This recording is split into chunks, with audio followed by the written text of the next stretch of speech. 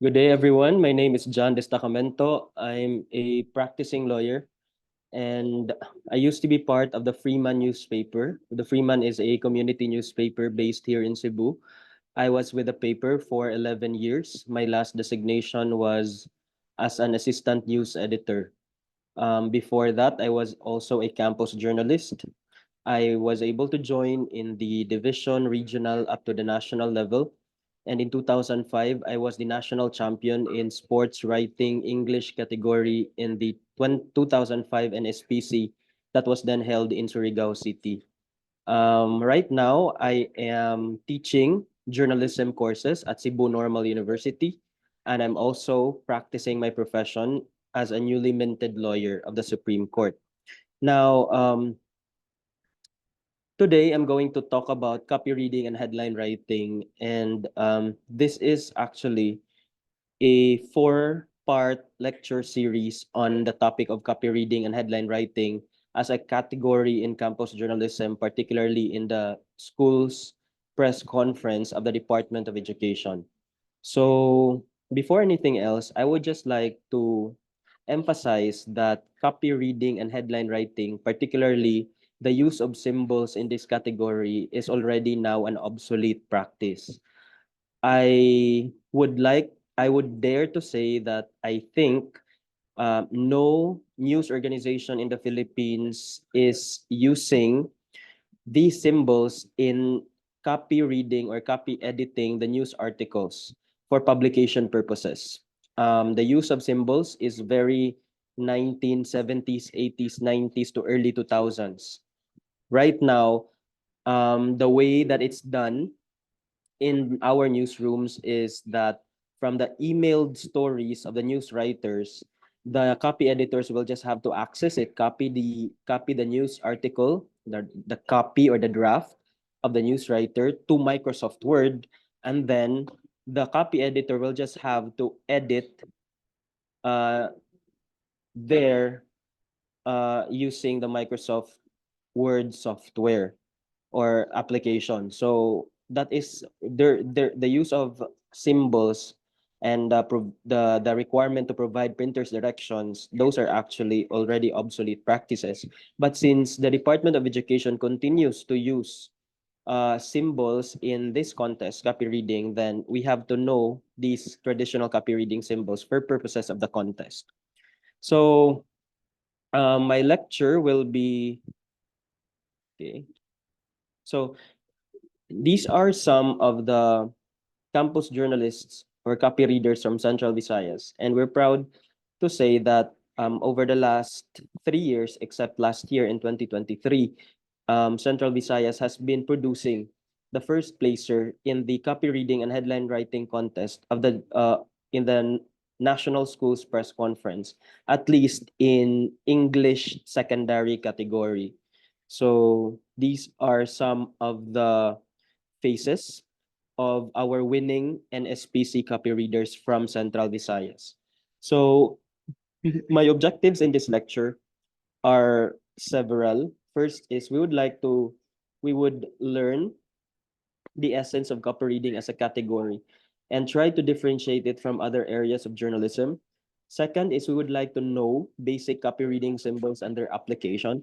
And then we will also be reviewing basic news writing principles and review standard style book and style guide as provided for in the AP or Associated Press Style Book or Style Guide, which is the the required style book or style guide to follow based on the DepEd memo.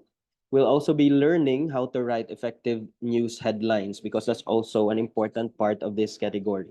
So what is copy reading or copy editing? So unlike any other journalism categories, news writing, for example, is writing, feature writing is writing, science and technology writing is writing, editorial writing is writing, sports writing is writing, but copy reading and headline writing is not a writing competition per se, but it's actually an editing contest.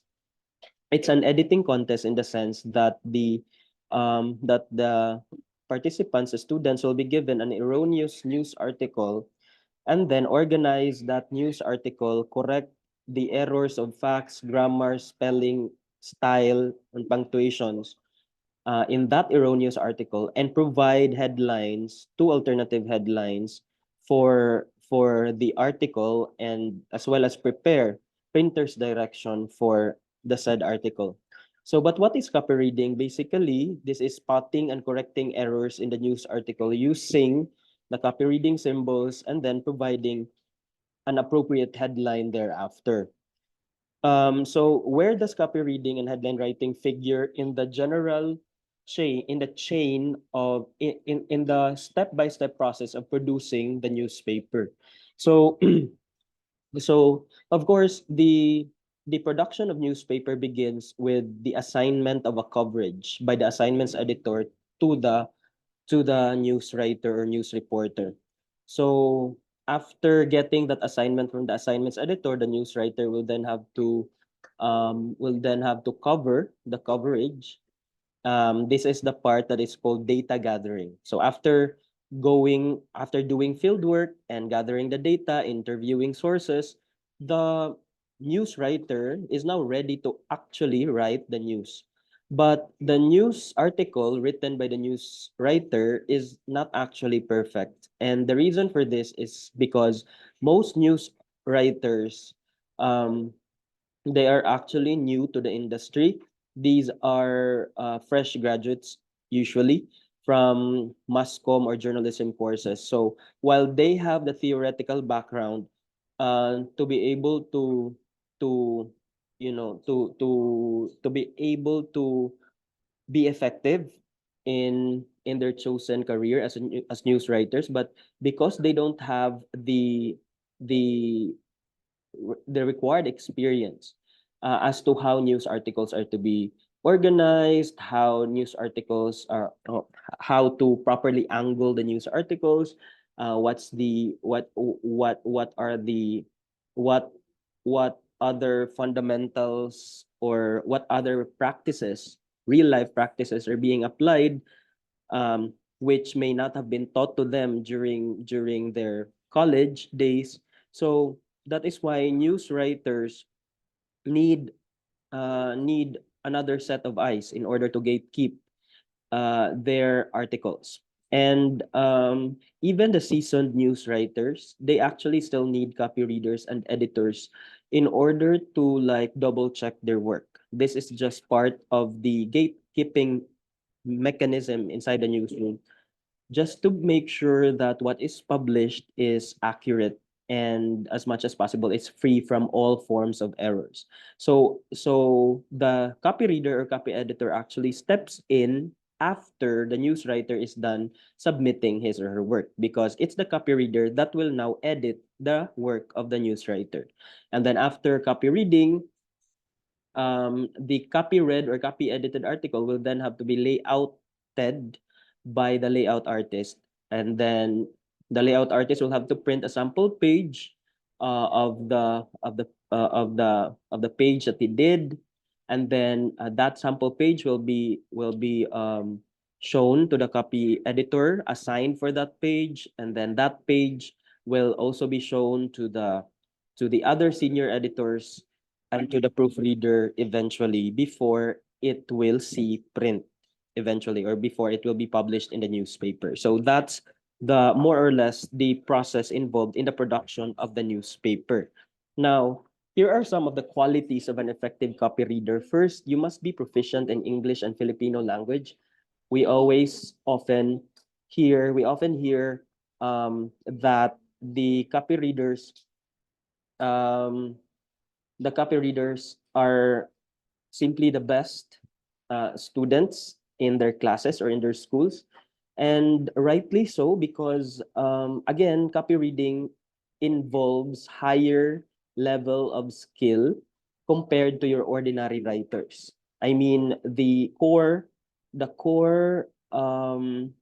skill that is required here is to be able to spot and correct those errors. And you cannot and the copy reader cannot possibly correct the errors if he or she is not proficient in news writing or in the language, whether it be English or Filipino. So it's really required that the copy reader is proficient in the language, whether it is English or Filipino. Likewise, the copy reader must also be proficient in news writing, and this is one of the um, waterloos, I would say, of some copy readers, because they think that copy reading is simply just editing. But really, before you can become a copy reader, you must be a news writer first. In fact, in the real world, before you are promoted to being a copy editor or copy reader, you are likely to have been to have been assigned as a news writer first. Maybe 3, 4, 5 years of experience as news writer, or even more, and then you might be promoted as a copy reader. That just goes to show that you need to have a body of work, a certain level of experience before you can become an effective copy reader, an experience in news writing. And that's why you must be proficient in news writing as well. Next is, as a copy reader, you must be a keen observer and you must be meticulous as to details. And the reason for this is because, again, this involves the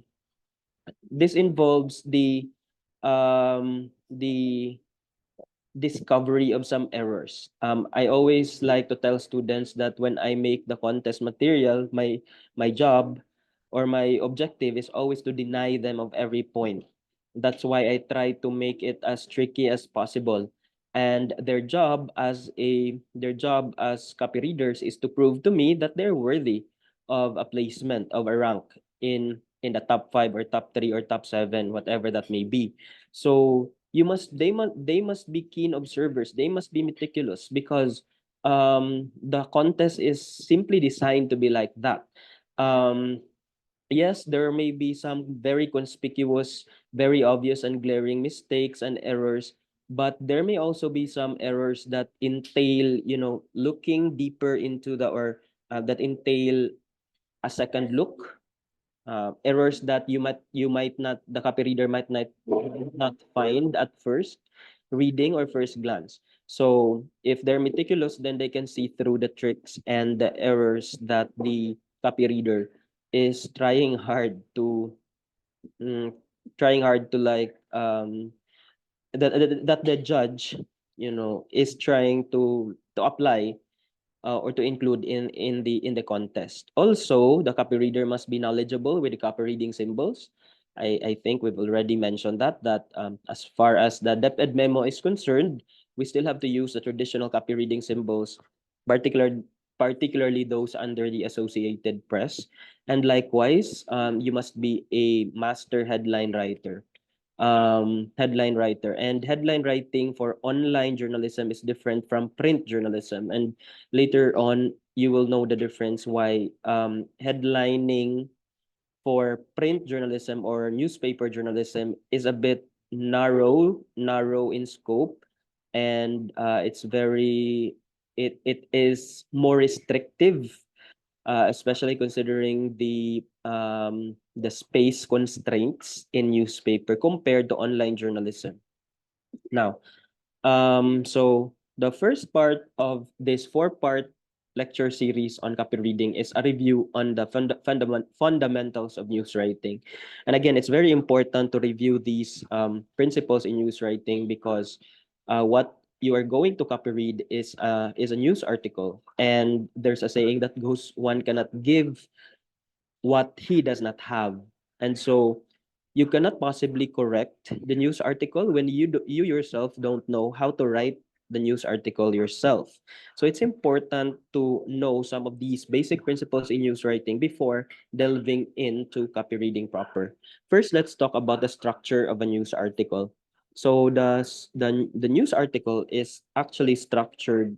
There are The first structure that I would like to introduce is the basic structure called inverted pyramid, where the details in a news article are arranged from most important to least important. So that simply means that the most important information are found in the first paragraph, first few paragraphs, and the less to least important information are normally found in the middle part and in the last part of your news article. So take for example this particular news: two dead, 10 hurt as PUJ hits car in Mandawi City. So I would just like to read the lead. Two people died while 10 others were injured when a public utility jeepney collided with a private car along the national highway in Barangay Cambaro, Mandawi City on Monday afternoon. That's the first paragraph, or that's the lead. That's the opening paragraph. And then let me jump to the last paragraph. As of this writing, it has yet to be seen whether the families of De La Cruz and Santos would pursue charges against the said driver.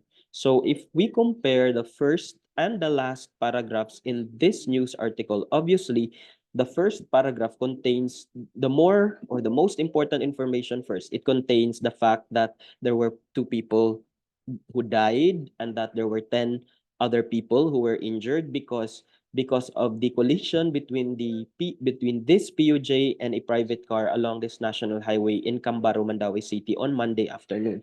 Compare that with the last paragraph, which merely states that the families of De La Cruz and Santos are still contemplating on whether they will file a formal case against the erring driver. So you can really see by comparing these two sentences that the the more important information is written first and the least important information is written last. And therefore, this particular news article follows the inverted pyramid format where the details are arranged from most important to least important. However, not all news articles are linear in nature insofar as their structure is concerned. I would like to introduce you to the concept of pyramids as a structure of a news article. Here, there are actually several inverted pyramids stacked on each other, uh, stacked stacked upon each other, or yeah, stacked inverted pyramid, where the theme, where each inverted pyramid actually discusses one theme, topic, or issue. The second inverted pyramid also discusses another topic or sub-issue. And the other inverted pyramid also discusses another topic or issue. So in other words, this pyramid structure tackles more than one main issue, and the information is arranged from most important to least important per issue or per inverted pyramid. So for example, if you're a news writer and you have been assigned to pursue this story about Education Secretary Sara Duterte proposing 250 million in confidential fund for the 2024 budget. So the first thing that the news reporter would likely do is to visit the office of Mayor Sara and then interview her about this proposal. And maybe the news writer will get information from the vice president that she's asking 250 million in confidential fund, and so on and so forth. But since one of the tenets of news writing is that it must be comprehensive, so maybe the news writer will not be satisfied just by interviewing Sarah. uh, we all know that the proposal made by the executive department, as far as budget is concerned, is still subject to the approval of the Congress, because it's the Congress that has been, or that is constitutionally granted the power to approve the national budget of our government. So maybe the news writer will have to interview some legislators or some senators. So the news writer happened to stumble upon opposition Senator Risa Hontiveros and ask her about her stand about VP Sara's proposal, and maybe Senator Risa Ontiveros would tell the news writer that, oh, that's way too much. I think the good vice president is asking too much confidential fund for DepEd. After all, she was not able to justify how she spent her the confidential fund that we gave her this year or last year. So as far as I am concerned, Ontiveros will say that she is not in favor of Sarah's proposal asking that much of confidential fund for 2024. And then since again you want to be you want to you, the news writer wants to be comprehensive with his or her article, then maybe Later that day, he or she will visit the Malacanang, and in a press con at the Malacanang, um, um, he or she would ask for President Bongbong Marcos's reaction to the proposal of VP Sara Duterte. And maybe the president would say, I support the move of President Duterte. Confidential fund is, after all, the prerogative of the DepEd or the DepEd secretary. Anyways, that is still subject to the sound discretion of Congress. Whatever amount that Sarah would ask, that would still be subject to the sound discretion of Congress. You see, you were able to interview three people, Sara Duterte, Risa Ontiveros, Bongbong Marcos, about one common topic, which is confidential fund. So if we use the inverted pyramid format here, the article may not be linear, and it might not have logic. It might not be logically arranged, considering that um the inverted pyramid format really involves weighing each and every detail provided by the source. And since there are three sources mentioned in this particular, or there are three sources interviewed by the news writer in this particular example, so inverted pyramid format may not be the most effective. So that's where the pyramid of pyramids will come in. So to the right of the screen, you can see there um, the outline for the news article that is written in the pyramid of pyramid structure. So let me read to you the lead. Vice President and Department of Education Secretary Sara Duterte has asked 250 million in confidential fund from Congress under the 2024 General Appropriations, a move that drew flack from some opposition senators, but nevertheless earned the support of President Bongbong Marcos. So you see that the lead here, this is actually a wrap lead, where the lead wraps up the gist or the essence of the information that the news writer got from the three sources, from Sara Duterte, from Risa Ontiveros, and from Bongbong Marcos. So everything is summarized in the lead. And then the first inverted pyramid here um, will be discussing information that the news writer gathered from VP Sara, and then the next inverted pyramid will be all about information gathered from Miss Risa Ontiveros, and the third inverted pyramid will be about information gathered from President Bongbong Marcos. And in order for the story to be logically presented, the writer will just have to use transitional words and phrases before transitioning to the next inverted pyramid. So here in the second, there is the word meanwhile, and then in the third inverted pyramid, there is for his part, Marcos said or Marcos expressed. So this is an example of the the pyramid of pyramid structure in writing the news article. Another very important rule or principle when it comes to news writing is what we call the one sentence, one paragraph rule. The one sentence, one paragraph rule simply means that regardless of the length of the sentence, whether it be too short, whether it be too long, or whether it be normal or regular length, that sentence, that one sentence should be set also as one paragraph in itself. So in this example, the first paragraph here consists of just one sentence. And then the last paragraph, even if it is very short, it is also one sentence in itself. So that is what we call one sentence, one paragraph rule. The one sentence, one paragraph rule is actually applied for in news writing and in sports writing. So what's the reason why we apply the one sentence, one paragraph rule? I can name at least two reasons. First reason is we would like the one sentence, one paragraph rule highlights each and every details. It makes the reader not miss out. It prevents the reader from missing out important details which might be lost somewhere in a very long paragraph if the paragraph consists of more than one sentence. So in a way, it gives the uh, the writer a chance to make each and every detail stand out, and so that the reader will not miss out some important details. So another reason number two why we use the one sentence, one paragraph rule is because remember that this is still in the context of print journalism or newspaper journalism.